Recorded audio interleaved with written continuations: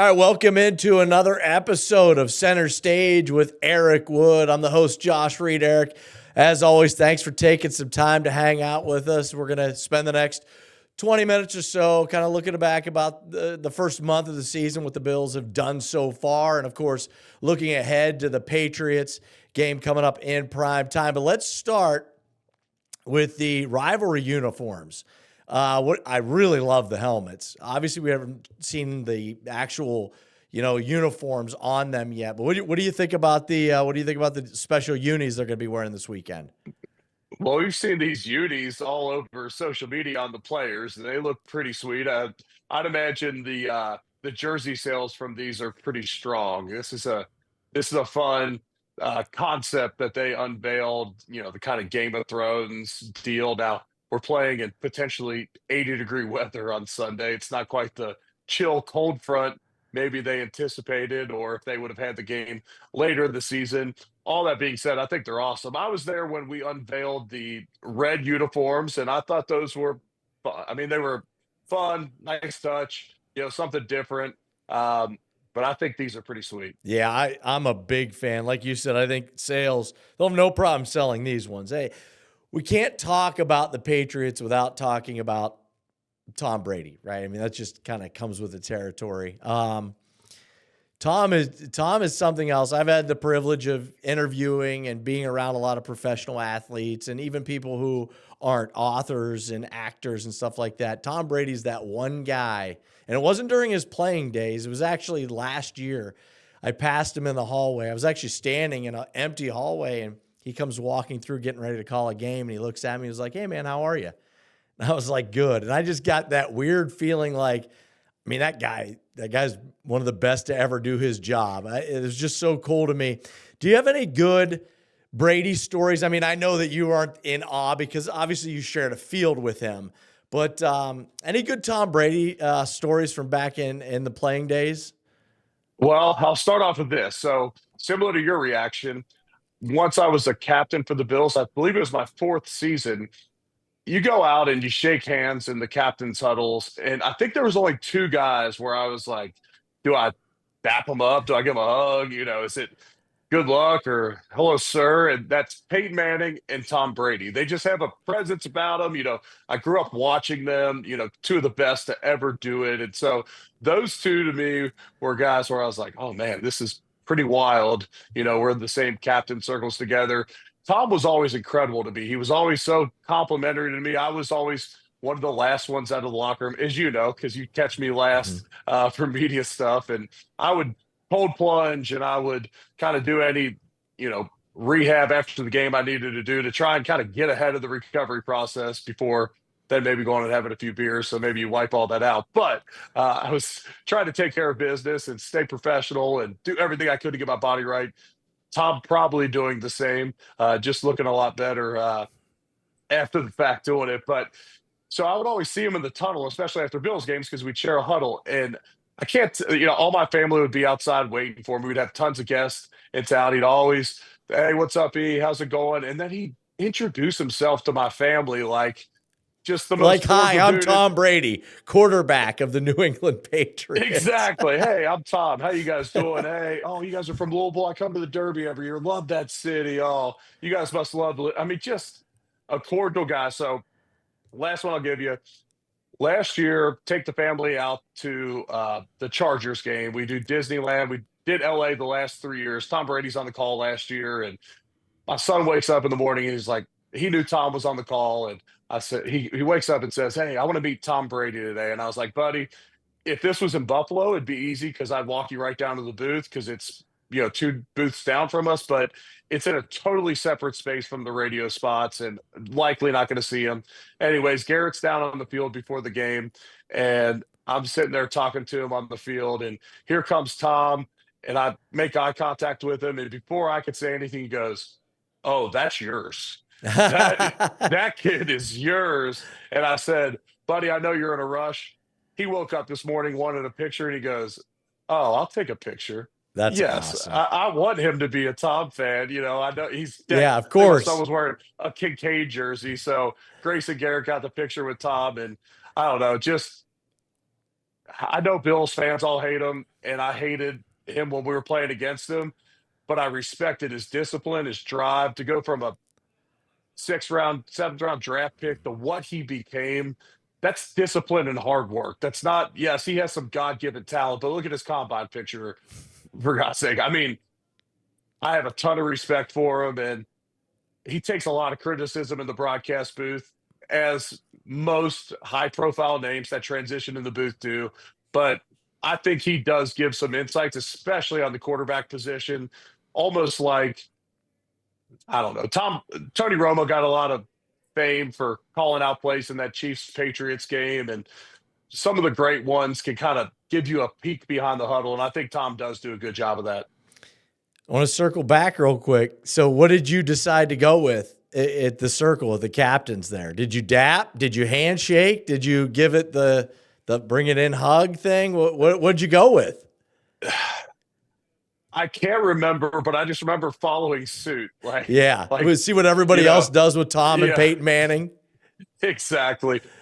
If I had to guess, I don't think there'd be footage of this for us to find it. I'm assuming Peyton Manning was more of a handshake guy, like a traditional handshake, bring it in. Brady was probably like a dap you up, hug, maybe a little bit hipper, I'll say. Yeah, did anybody do a weird one with you? Did you ever get one of those weird, like somebody was going to shake and you do the whole like, oh, he was handshaking and I was going to do the bump? Did you ever get into that? Because that's the worst. That I remember. That's the worst. Well, I was gonna say I remember that from any captain circles, but that's one of my like greatest fears in life is screwing up. Bad. Like it just starts off a introduction or a greeting in the worst way. And I do remember being like the first few games I'm a captain, we all figure out what we're doing. Hey, good luck. Stay healthy, quick, slap hands, whatever. And then you get a team like, let's say the Dolphins, who we hate, and we're all chasing the Patriots, but we're not the worst. You're the worst of the division. And we figure out if we're kicking off or receiving, and we just run off. Like this isn't a cordial, hey, we're gonna shake your hand. Like we're gonna beat you up today.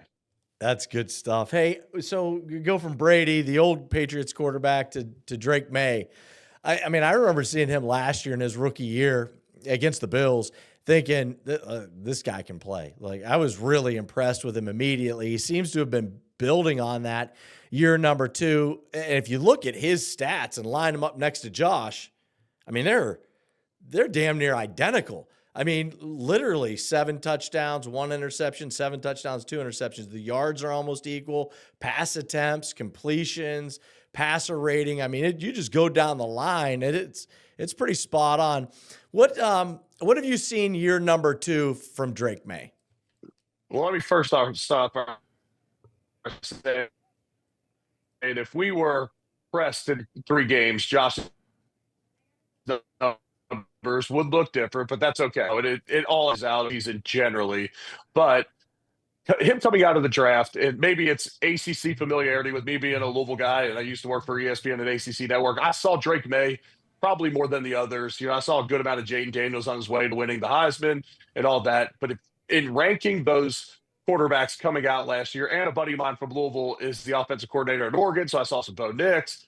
I thought Drake May would be the best pro prospect. To me, it just seemed like that. He has the moxie, he's got the size, he's got the arm talent, he's got the creativity to go into a franchise that's likely drafting in the top 5 with a bad surrounding cast, to be able to kind of put it all together. Jaden Daniels wins the offensive rookie of the year, but now you're starting, but you saw those highlights from Drake May last year. I mean, his supporting cast last year was awful. Worst offensive line in the league, likely the worst receivers in the league, couple good tight ends, I'll say, in Hooper and Henry last year. Those guys are back, but his supporting cast was terrible, and you still saw some highlights. And so I thought, with the guys they added this offseason, they would be our toughest test in the division. And he's made steps. Now, there's times where he's got to press more than a team that's generally playing from pretty far ahead, where you can play super conservative football like we saw Josh do for a majority of last season, where he's got the least amount of sacks, fumbles, and interceptions in NFL history based upon snap percentage. But I'm impressed with him. I think he's a gamer. Not happy that the Patriots got him and that he's going to be in the division for a long time. Yeah, he's really impressive, and you hear a lot of the comparisons nationally between young Josh Allen and young Drake May right now. Turning that program around is Mike Vrabel, and when that job became open, I thought immediately Mike Vrabel would actually be perfect for that job. I don't know if Mike Vrabel's ever going to be the guy that can get them to a Super Bowl level and win it all, but to lay the groundwork, do kind of what Sean McDermott had to come into Buffalo and do, and clean things up and kind of get things to neutral before you build them up. I really like Mike Vrabel for that job. And, you can kind of tell from the outside looking in, the culture seems different there. Any interactions during your playing days with Vrabel? I'm forgetting where I originally met him, but we've kind of become buddies over time. He's a Oh, I met him bro. at the good. He's a bro. He I met him. seems like a good dude. Like, he seems like a kind of down to earth guy. Yeah, this is kind of becoming a theme. I met him at the Derby, and so I'd see him at least twice a year, and then you'd play against him, and you'd say what's up, and we've always just kind of stayed in contact. And he came to Louisville one time when he was with, I guess, the Titans. Was he at the Texans prior to that? Maybe. I think he was at the Texans prior. Could be wrong on that, but regardless, he was coming to scout a Louisville guy. Hit me up. We grabbed a bite, and so I've had him on my What's Next with Eric Wood Mhm. podcast that I used to have, and we've stayed in touch over time. And he's buddies with Will Compton and Taylor Lewan, and so am I. So I've had a bunch of interactions with him, and I'm with you. That's another guy I was hoping. I kind of hope he doesn't go to the Patriots because he's going to be able to bring a physical, beat you up culture. And, he had successful teams when he had good quarterback play in Tennessee. And it seems like they're on the right track. Are they there? No, they're not. They're not all the way there yet, but seems like they got the quarterback. They may not have the coach. And then I thought it was a smart hire by him to bring in Josh McDaniels as the offensive coordinator, who's got a ton of coaching experience in this league, not built to be a head coach, it appears, but a guy that is great for young quarterbacks. I've heard Ryan Fitzpatrick talked about Josh McDaniels. He didn't play for Josh McDaniels. He played for one of his descendants that went from New England to Miami, and he was like, "Man, this is perfect for a young Drake May because he's going to give him a super quarterback friendly system." Coaches that Ryan Fitzpatrick did not play for. Josh McDaniels. Is that the end of the list? I know that might be, because that's not a very long list, but it really is interesting how Mike Vrabel has built the coaching staff and kind of built. It seems like he's building up front, which doesn't come as a surprise when you see what he did down with the Tennessee Titans. In fact, talking to Connor McGovern this week, the Bills center, asking him about kind of what they do up front, and he said, "Look, they are the Tennessee Patriots." He was like, "They are." He was like, everything they do kind of reminds you of what he did and liked to do when he was the head coach down in Tennessee. And they had a lot of praise for him and believe that, he's going to be the guy that gets them kind of turned around and everything. The rules change for the kickoff. I saw, I want to make sure I get this stat right. The kickoff rule change. There have been more returns through 4 weeks this year than any season ever in NFL history. Good thing, bad thing. I mean, if you ask me, I think it's a good thing. I think it eliminates a potty break maybe, but I think it's a good thing for the game. Yeah, absolutely. I enjoy it. I think that it's an exciting play that's now a lot safer. We could fill an entire segment here with us talking about the old days of the Mm-hmm. wedge busters, and I mean the amount of just knockout shots that were happening on kickoffs as guys got bigger and faster and stronger. I mean, it wasn't sustainable over time. I mean, if they're going to have an ounce of talk about player safety, that the kickoff rules had to change. They took away the wedges, the concussions, and the big injuries still didn't stop. So they experimented in the UFL with this dynamic kickoff. We bring it. Well, then team said, hey, the 30's not, we'll give you the 32. We gave you the 25. We'll still give you the 30. You move it out to the 35. Okay, now you're pushing it.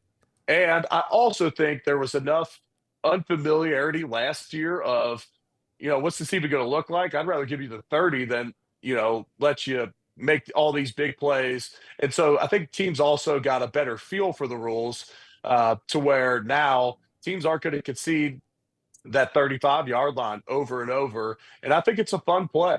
I truly think it is. And it acts more almost like a running play, but you got a returner starting with a full speed ahead. And so I've enjoyed it. Yeah, I saw through a few weeks.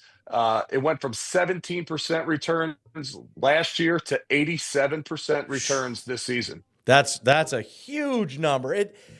I don't know how closely you've paid attention to across the league, the special teams stuff, but maybe this year more than ever that I can remember.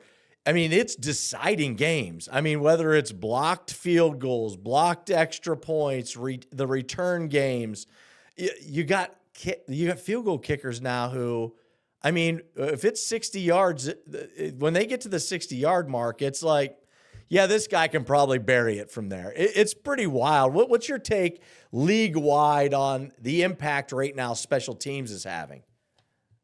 We've also seen two end-of-the-game situations where the Bills get a roughing the punter, Mm-hmm. where teams are trying to make a play on special teams there, and it extends our drives late in the game to seal the game. And so, to me, the field goal blocks, my only thing that I can think of is you're working on these new kickoffs and kickoff returns so much. You have such limited padded practice time. These are likely backup offensive linemen at that tight end and wing position who really don't have a whole lot of contact under their belt. And most of those guys are underdeveloped in this league coming out of college and all of that. That's been well established. And so, okay, let's go pick on these guys. Here we go.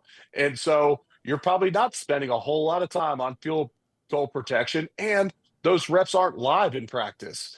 I don't know if we ever have live reps there because you don't want to get your kicker hurt. If you go after a kicker or if you go after a fully blocked kick and it's not just your standard push and put your hand up in the air, you get these ones off the wing and the edge.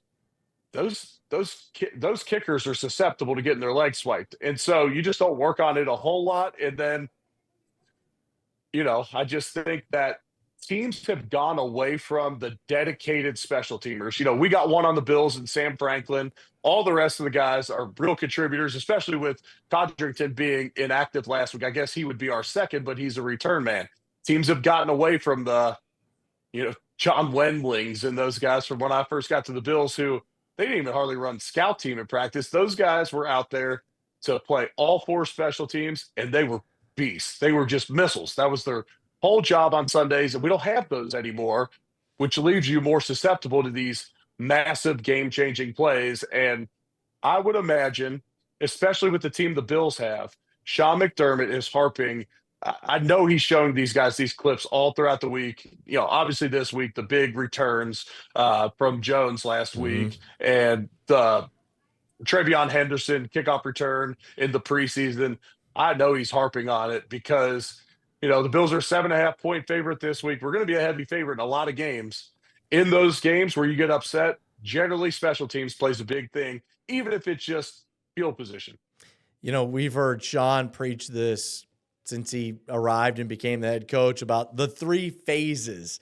And in general, I think in the past, there was a way to maybe kind of, it's really two phases and then special teams. But the way special teams is winning and losing games this season around the NFL, it truly is all three phases. All right, E, one last thing. Give us a plug on the podcast. I saw you had Andrew on this week. Yeah, Andrew Whitworth came on the Standout Buffalo podcast, and also the center stage segments will also be reposted as well. They go out each Saturday, I believe, and so Andrew Whitworth's awesome. So we Yeah. had Ryan Fitzpatrick 2 weeks ago on, Andrew Whitworth this week. He's got a home game in LA. Figured he had a little extra time on his hands because he didn't have to travel for his Thursday night Amazon gig. But you want to talk about a guy that played a majority of his career in Cincinnati, then finished up with the Rams, but appreciates Buffalo. Now, he generally has a very good host in Ryan Fitzpatrick, who is a Bills fan. I mean, Yeah. he said it when he was on the podcast. He's like, look, at this point, I'm a Bills fan. My kids, they were at the impressionable age where that's like kind of the first time their dad was a legitimate starting quarterback in this league. And so they started out as Bills fans, one of his longest stints, if not his longest stint in the league. So they love Buffalo. Fitz has shown with the ropes in their few visits to Orchard Park. And so um, a lot of appreciation spewed for Bills Mafia, West New York on that podcast. And they even did a live event where he was talking about how cool it was that on a Wednesday night where it's just him and Fitz showing up to a bar, they get over 1,000 people to come out. And then he's like, yeah, in classic Fitz fashion, this is an unpaid deal by us. If anything, we're coming out of pocket. And he says, and we'll take a picture with every single person that's here tonight if you stick around. So he said that was longer than the actual, recording deal they did. That's great stuff. All right, Eric Wood, thanks so much. And once again, thanks for watching and listening to Center Stage with Eric Wood. Yeah.